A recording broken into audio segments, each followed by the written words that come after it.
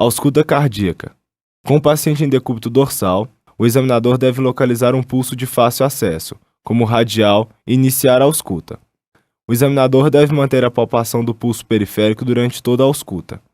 Com o estetoscópio inicialmente sobre o segundo espaço intercostal direito, o médico continua o exame passando minuciosamente pelo segundo espaço intercostal esquerdo, rebordo external esquerdo e região do ápice cardíaco. Devemos nos atentar ao ritmo cardíaco, fonese das bolhas, sons parasitários, intervalo sistólico e diastólico.